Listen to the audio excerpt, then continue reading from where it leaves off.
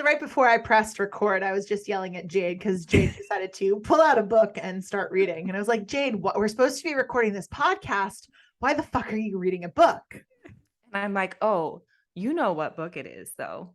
We'll have to definitely link this one out, right?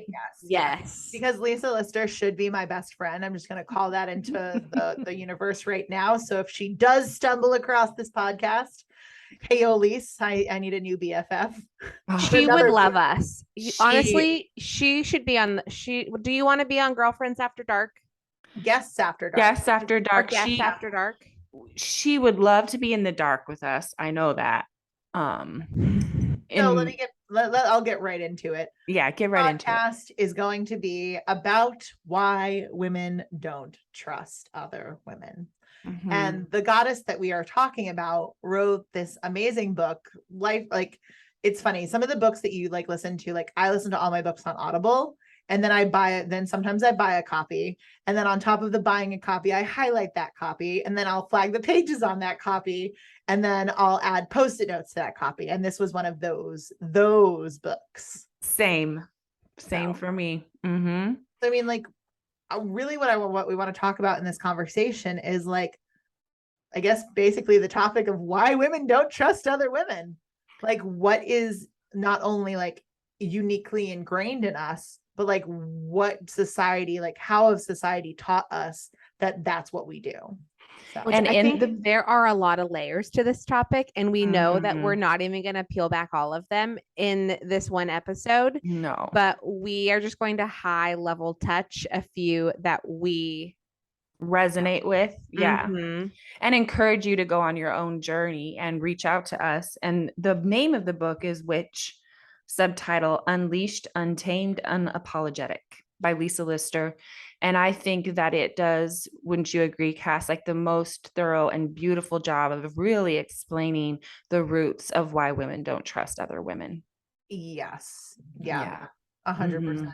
Mm-hmm. So do you regardless of what your beliefs are too, right. Yes. Even if you don't believe in witches, yeah the fundamentals of it, I think, are really deep.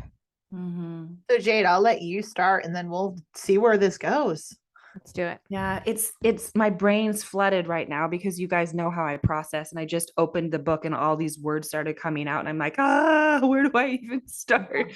You know how I am. My brain goes a million different directions, but I keep coming back to this this image of the Salem witch trials and the fact that mothers had to deny their daughters, daughters had to deny their mothers, and this horrible legacy that was passed down that we've carried around, for generation after generation, of having to put one another down so that the patriarchy could rise. Mm-hmm. So this is a problem that's going to take a long time this is a wound that's going to take a long time to heal. And it starts by just intention every day to recognize that it's there and not blame yourself when you're tempted to put down another woman to make yourself, feel stronger, look stronger. And then to go into a little more detail about that, just because I don't know if everyone who's listening knows anything about or knows much about even the Salem witch trials. Mm-hmm. But essentially in Massachusetts in the early 1600s, the little history lesson for you, they went around looking for witches.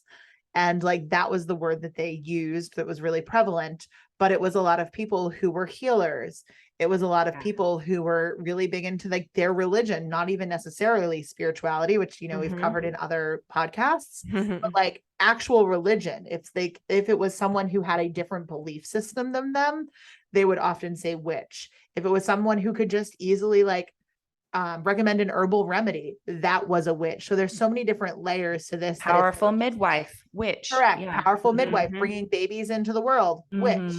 So just thinking about it, it's not Black Cauldron in the back of their house brewing spells and, whatever, or it's green skin. Like, we're not talking about that witch. We're talking about like healers who, in my mind, when I look at that, I'm like, these were embodied women. Correct. Light workers. Like, correct. These were women who were put on the earth to do something, and they had gifts in order to help them accomplish what they were set here to do. And they owned it, and they were unapologetic. And a woman whose light couldn't be put out by the rigid structures of the day. I would definitely have been burned. Definitely would have burned. I have been burned, but that's yes. a topic for a different day. We could, yes. You're like, she did go back there. She did go there. Yes. I have this. It's funny. It's a little side note for that. I had this repel against New England because of that. And like, yes, I had childhood trauma here in New England that like this lifetime, but like, I was like, why don't I want to go there? Like, I remember being a kid and going to Salem and just being like, oddly feeling at home, but feeling like I didn't want to be there. So I was like, okay, like this makes sense. And again, this is a story for a different day, but like, so many women have these deep-seated roots in them, or like not even being able to like express or use their voice, or like it can manifest in other ways, just not maybe physically not wanting to go to Salem, but like it can manifest in a lot of other ways of like just stopping them from actually tapping into their true self and their power. Yeah. And that's just this culture, right? This story is retold in different cultures in different parts of the world. So yeah, that was a really beautiful explanation, Cass. Thank you for that, because you're right. So they burned these women. Yes. Literally. Being badasses. Yeah. To silence them. Correct. And they were all women, and they burned them to death. Or hung, depending on the true. But they also, so in this, it turned into this thing known as the witch hunt. So it was, maybe the midwife who has a daughter who maybe collects herbs. Like it would then be like, oh, in order to save you, midwife, and not to hang or to burn you, you have to turn your daughter in as a witch. So it turned into this, like this blame game, women pointing out, like, and calling women out for their craft and for their gift in order to self-preserve. And doesn't that feel oddly familiar to other things that we currently go through today? Yes. That's strange. 1,000%. And I'm just going to go to the coaching industry right here, right now, because like there's I see these patterns replicate so much within that industry, and just the toxicity of like, oh, I can't do my job if you're doing yours because we're competing. And I'm like, oh, no, sister, like that's not what like this is about. And that's not how we used to live. Like that is some deep-seated ancestral trauma that got passed on to you that isn't even your own, and you can't even identify. That's scary. I think we just need to have a little moment and just like really sit with the heaviness of that. It's heavy. It really is. Every woman needs a history lesson, right? We all need to go back into the past to kind of inform us how to move forward in the future, because we need to have this knowledge of what we're coming from. Yeah, it's heavy. But I think too, that narrative, that story, yeah, you can change the situation a little bit, but that it almost is innate. Like I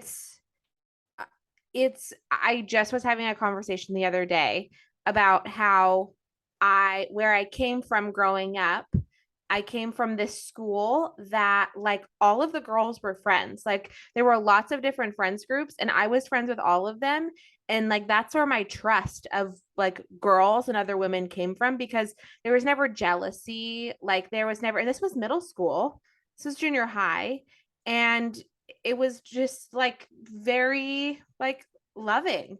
And like, we all came from different backgrounds, but like there just wasn't that like snaky feeling. And then my family moved to a new state and a new town, and it was filled with that, and filled with just jealousy and like backstabbing and just like really gross. And it thickened my skin to not really care what people thought about me, because it was like, oh, well, you're completely wrong. You don't know me at all. Like you, okay. But then I also have this side that I like learned early on that I could trust women. And so it's like this competing nature within me, which I know you two see, right? Of like, I'm so open to trusting people, but I also will question everyone also. But I think that like that is the same situation, right? Where this like backstabbing nature that is just so innate. Like no one told us to be that way. No one told us to like sabotage other women, but we have this like innate nastiness I know. that is not good. And what's funny is when you talk about it and you call it out, it feels gross. Like it doesn't feel good talking about it. It doesn't feel good calling it out, and you don't want to do it. And I know I'm just as guilty, and I don't want to be. I also don't want to show that to other people, and I don't want to teach. If I was to have a daughter, I don't want her to do the same thing, you know? And so I think it's, again, like you said, it's acknowledging it. So then that way you can make sure that you don't continue that pattern, right? And almost forgiving yourself and forgiving your ancestors for what they had to do or what they did. So then that way it's like, okay, like I'm sorry and I forgive you. And now I'm going to make a change. Yeah. And I think I love the way that Lisa Lister talks about kind of the remedy for this, right? Because she kind of draws it back to yourself. It's self-work, right? So when you are healing yourself, you're making the medicine that heals the world. So instead of feeling all this pressure or this responsibility to know, I got to go out there now, I got to be nice to all the women and I have to do this, it's not this laundry list of outward action. It is a inward motion of, okay, it's time for me to go inside. It's time for me to do the work that I need to do to vibe joy and peace and love. And then that makes the medicine that heals the world. Because when you're vibing in that space, you can't backstab other women. It just doesn't even, it's not even a thing. Like, you know, the more whole and healthy I get inside, the more those things just kind of dissipate and don't even matter. Right. So yeah, I love that. That remedy. It's a good one. So it's interesting to me because when I first got into like, I think the business side aspect plays a large part to my personal development. They go in hand, but I was so confused of like I'm going to call it cattiness and the connection. And by the way, it's August 11th at 11:11 as I'm saying. So just calling that out because I just looked at the clock and I'm like, you, because I almost called it out. Hello, universe. Thanks for bullying me. 8:11 at 11:11. But like I was so confused by this as well because like I was in a state of self-preservation. So I didn't really pick up it I didn't pick up into it in high school. I didn't pick up into it in college. Just because like I was so in my own trajectory and I was so in my own world. So that it wasn't really until I got into the business world that I like started picking up on this. And what's like, call me a little bit dense, but like I was so fucking confused as to like what was going on and like how people were operating. And like I had a friend at the time who was like, you didn't have this stuff happen to you in high school? And I'm like, I mean, I probably did, but I was so aloof and wrapped up in my own trauma and shit that like I don't really like, that was not what I was focused on. That like when I got to like, you know, my early 20s and like I started seeing this, they're like, yeah, like this is normal. And I'm like, no, it's not. So then like for me, like I almost had to like step into that place and play in that space. And even how I talked in order to get clients or be seen had to come from a very similar place. Yeah. Which, because it becomes a game and it becomes like, oh, that's what people resonate with it because they all feel this collectively. So I have to go there too. So you like me. So then it just gets amplified another level. And you're not being authentic to yourself and who you are. 100%. You're not calling in what you want to call in. Instead, you're calling in this negativity. That's interesting to me. This, the places that we're each coming to this space, like Kaylin, you have roots that kind of showed you what it felt like to be free to trust other women. And those are your roots, even though you've had experiences otherwise, that you still have these roots in you. And those are really obvious to me. I know they're obvious to anyone who meets you. It's what makes you so compassionate. And you know, you're in the upper world with the butterflies and the unicorns, because you do just have this innate, trusting, compassionate nature. You know, Cass is coming from a place where there's so much trauma in her childhood that she couldn't even play the social games, because there that social games are for, you know, people who have their basic needs met. Correct. Social games, you know, you have to know that you have fire and safety, and then she's like, I have none of those things. Like, so there was zero safety, so there were no time for games. Yeah, no time for like when you were talking about high school, Caitlin, I was like, I really don't understand that. Like, yeah. And then I'm coming at it from this place where all of my social games took place in my church, which is the worst place arguably to have social games, because now you're bringing holiness into it, and judgment with a capital J, baby. Guilt and shame, and the way that you have to look and act and walk. I mean, it's down now to your judgment has the consequence of hell, so you know, right? No big deal. Eternal damnation. And you know, it's my job as your sister to point out, you know, these things that need to change.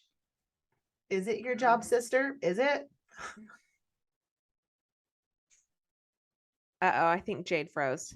I did. So hopefully that got recorded, but yeah, my internet connection just went, probably because of the topic, because of the energy that I was speaking with. My computer's like exactly.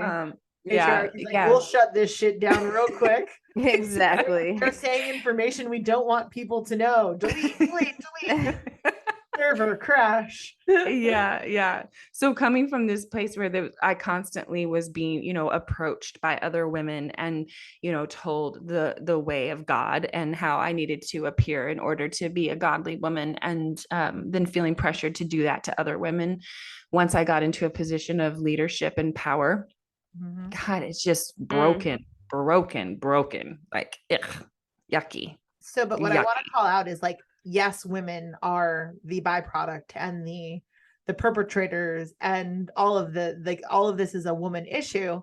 But like, if you think about it and you remove yourself for a minute, think about who actually fucking benefits. Exactly. Like, we'll wait. It shouldn't take you that long to catch up. Think Correct. about when you rich white male. No. But like, if you think about it, like, if you pin 52% of the population against each other, you've wiped out half of your competition, because while you're working on focusing and building what you need to, quote, build in order to get ahead, you don't have to worry about 52%, because you can just be like, oh, so-and-so said this about you, or here, by the way, take this pill. Oh, by the way, here's Botox. Oh, by the way, here, do this.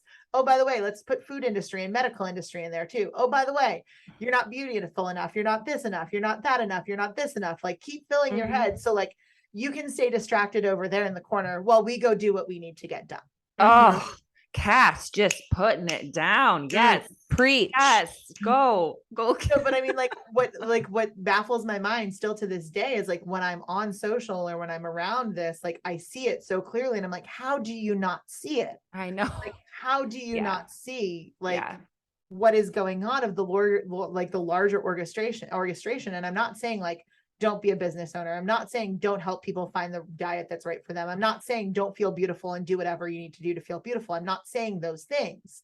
What I'm saying is, when you take the, like, level of corruption and this level of, you know, pinning women against each other and not being good enough, and then you add it on to your business, like, that's where I'm like, encouraging people to avoid going. For sure. Yeah, love it. That's this topic, I feel like we're gonna revisit this again and again, right? Because it's so important. It's like the crux of everything. So that's just, as Kaylin said, like a high level, broad overview. Tip of the iceberg. Tip of the iceberg. Correct. Yeah. Correct. Well, I think too, right? So you acknowledge what the root is, right? And who benefits from it. But then it's like, then what? Like, now what? now where are you going from here? What are you doing with that information? Yeah, that's the first place is, as I said, and what Lisa says, make the medicine that heals the world. Do that by loving yourself. Mm-hmm. And I'm also going to call out like what we do here. Like this container is not normal for women. Having these conversations is not normal for women. Nope. Safe space is not normal for women. Having Mm-mm. people who can call you out on your shit in a loving way is not normal for women. So like even just our conversations alone and you listening to them and seeing how we operate and seeing how we're not just all like yes people and we're not pinning each other against each other. Like this is an example of like our part of our medicine to the world to show them like there's a different way of doing this. So that like you can be vulnerable, you can be held, and you can be strong as fuck in the same container. Yeah. And I think it's important to acknowledge that you cannot agree with someone and you cannot like their approach or not like what they do and not tear them down. And you cannot like them. You don't even have to fucking like them. Correct. You don't have to like everyone and you don't have to align yourself with everyone. But there's also this part of like being respectful that they're on their own journey and that they're, doing what they feel called to do and like saying good for you. Mm-hmm. Yeah. Not for me, but good for you. Yeah. Preach. Love it. Oh, it's funny because like I will sit there now scrolling through social media and there are some people where I'm like, okay, like that I can see where it comes from. And I don't necessarily agree with your program. I don't necessarily agree with how you're marketing. I don't agree with the pictures you're posting, but I know that you're on a journey and I appreciate you showing up as you. So like there's also this level of like awareness and support. Like I'm not going to cut another woman down to get ahead. Like that is not how I operate. That is literally like so far away from my DNA. Like, I physically like don't know how to do it. And then when it happens to me, to be honest with you, half the time I didn't even fucking know it happened because I'm so unaware of it. Yeah, that's the beautiful part as you gain this like wholeness and this health inside of yourself. It's like when women treat you like that because it hasn't stopped happening, right? To me, it's I think of that analogy of water off a duck's back. Like little duckies swimming around in Lake Michigan. I'm like, how do they swim in there? It's like, it's so cold. It's like, because that water does not penetrate. It's just sliding right off. And that's what it feels like. It's such a place of freedom. That is so much freedom. What I want for every woman is to have freedom to love one another. And then also when just not care when that's not happening. So I'm going to give you guys a little bit of a sneak peek because as Jade just said this, one of the things that I'm working on right now is teaching people to clear their aura field. So like if it has been scientifically proven by quantum physicists that we have about 12 to 18 inches from our physical body away from us of energy. So often that is so depleted that when someone says something to us, it goes directly through us and goes directly into us. And one of the things that I feel like we've been called, or I've been called, that now Jade and Kaylin have also been called. See, I get the call and then I'm like, yo guys, I got this call. We're doing this. And we're like, yay. We're like, sweet, this aligns. But like this resonates. Like, and this goes along with like kind of the moon circles that are coming up in some of our deeper healings is like, you can grow out your aura field. So things have to get through 18 inches of energy before they get to you. So like we can talk about what that looks like and what happens to the thing that's trying to trigger you or bother you or come into play. But like, just think about it. Like, think about like I forget the story, but like I saw a meme years ago about the sheep who wasn't shaved and then the wolves tried to attack the sheep and they couldn't get through the fluff. Even like that. Like build your fluff. Build your fluff. Oh my gosh. Can we call it that, please?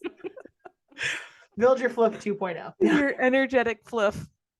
But it's funny, like it's a really funny analogy, but if you think about it, we are exactly like that we have that capability. We just don't know how to use it or B know what to do with it. So like it just kind of sits there and we're like, cool, I have this aura field, I have this energy, I have this fluff, but like I don't know how to operate it or I don't know what to do with it. I have this power and it's just kind of sits there dormant on the shelf because of all of these things that we've talked about for the past 20 plus minutes. Mhm.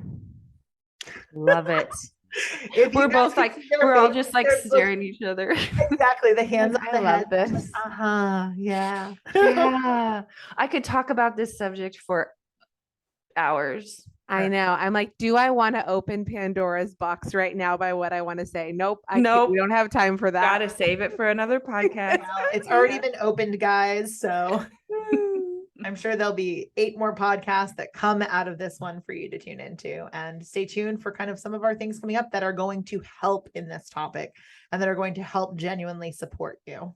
I do think Absolutely. there is one good thing that I would like to mention Yes, please. before we go is that what we get from having this relationship with each other and having those friendships with other women, or just like giving that positivity in a situation to a woman that you don't want, is so much better than any negative comment that could ever make you feel sort of okay for a moment and then really yucky afterwards. Like the ooey gooey loviness that I get as our intuitive called our chocolate caramel ooey gooiness that she gets when she taps into the 3 of us. Like, yes, that is so perfection and gives me so much just like joy and fuel for everything else, that it's like, I don't want to even touch the negativity. Like, I don't want it anywhere near No. me.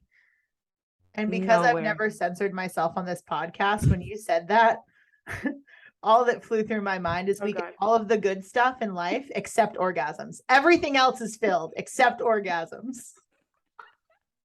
So you're welcome. Without benefits. But I don't know. The jury's out on that one. That might be coming. Who knows? Just not those benefits. Anyway, stay tuned to see what comes up.